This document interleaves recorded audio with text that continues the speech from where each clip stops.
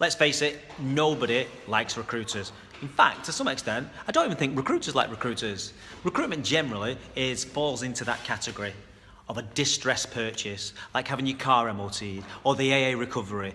You don't like doing it, you don't like paying for it, but it becomes absolutely critical when you need to use that service. And recruitment's exactly the same.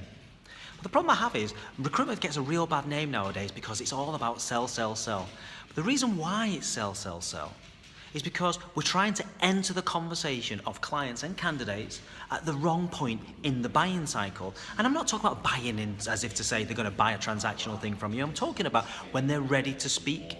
Because have you ever heard of the 1 to 11 touch points that you have when you're talking to when a client or a customer is going to buy from you?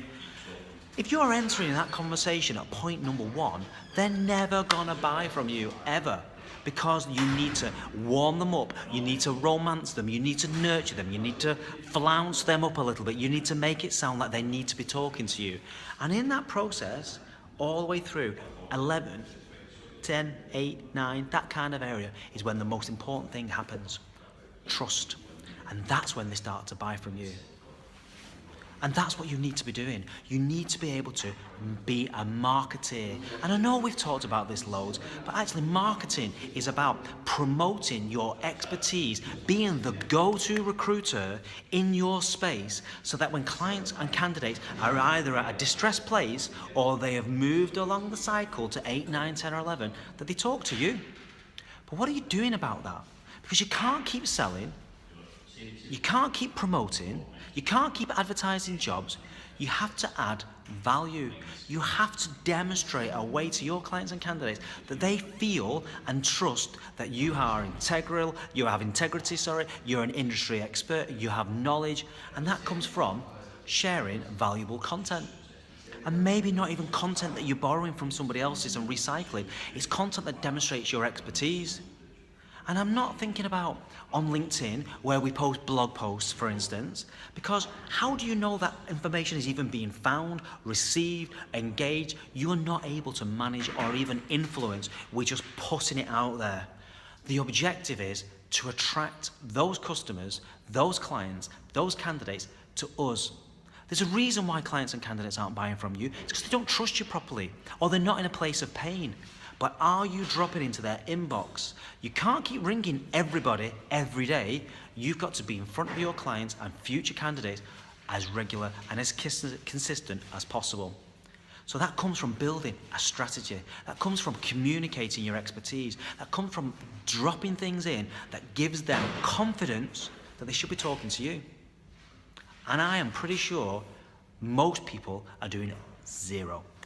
But what you have to do is revise and review your strategy. What strategy do you have? I'm going to ask you, I'm going to set you a challenge actually. I want you to audit the last 10 things that you put out to your clients. Okay, 10 things to, actually, no, not even to your clients, to your audience. How many of those 10 things on Twitter, on Facebook, on LinkedIn, on your emails, how many of them were value added and how many were selling or advertising a job or speccing a candidate or actually mail shotting? Where's the value? Because I tell you something, the biggest, fastest, quickest turn-off is just to be rammed down the throats of clients and candidates of stuff that they're not interested in. So my little challenge is, take a look at your last 5, 10 actions that you've promoted and find out where you're receiving those candidates that you can share your expertise with. And I'm going to talk to you tomorrow about I'm going to talk to you on my next video about how to build that authority, become the go-to recruiter, and how you can start regularly communicating, because communication is key in recruitment, regularly communicating, so when they're ready to buy, they buy off you and only you.